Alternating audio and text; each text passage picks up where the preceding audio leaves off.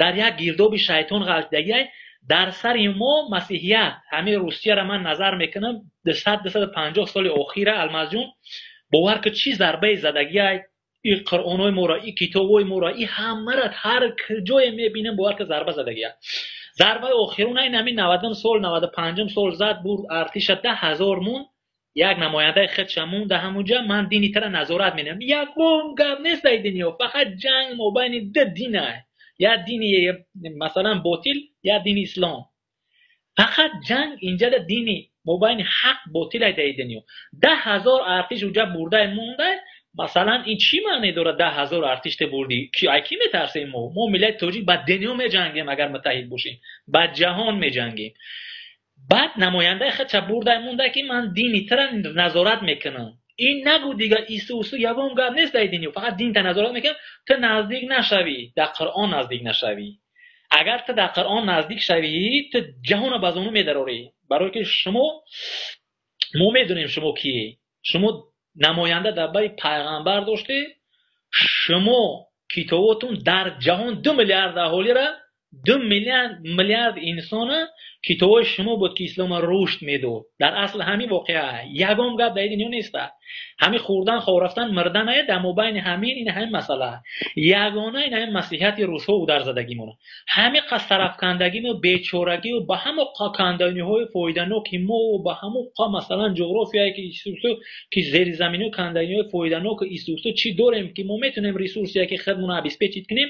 مورا به هر برویا ای هر سمت سوری گلوف میکنم مسیحیت نمیمونه چون که من این اسرار رو 22 سال تحقیقات کردم بعد به خلاصه اومدم هوایی گپ گفتن نمیشه و اینکه این کار نداره آدم کم تر عقل داشته بعد درک میکنه که من چی گفته ایستادم حالا نمیتونه راستی مورا مثلا پتن متن بین بردار خیر بیا کار کنی میتونه یک کلام نه رهبریت دولت میگه به پتن بیا کار کنی خلق دارو شوه مثلا پیش برین یا که نمیتونه مثلا تمام شرکت هاش همش برهمتی خصوصی کنه هر کس رقابت کردتونه میتونه نمیکنه چون که نمیموننش ای بالا نمیموننش ملت اگر در هماهنگی 10 میلیون رقابت که کرد در سیستم بیزنس در تمام امور در تمام وزارتخانه در تمام رقابت باید باشه رقابت تنگاتنگ کشور در 5 سال آباد میشه در اونجا کروپسی ایبای میبره ایبای کروپسی برادر عزیز همینجا وقتا کم ترک وای منو همینجا کس نیست که الماس دایوسی به ناموسی همین درباره همین ناموس التماس کم تر یا آدم بفهمونه که همین ناموس چیه ناموس بچه خواهراتو به سطح سوید نداره او چد نمره رفته دیدش نمیتونی ناموس چیه بچه با ناموس همین شما طرفدار رحمانو من یک چیز دیدم دیلم خنک شد باور که من مادر تاجیک دیدم زن مادر تاجیک در 422 تا دیسکتیکا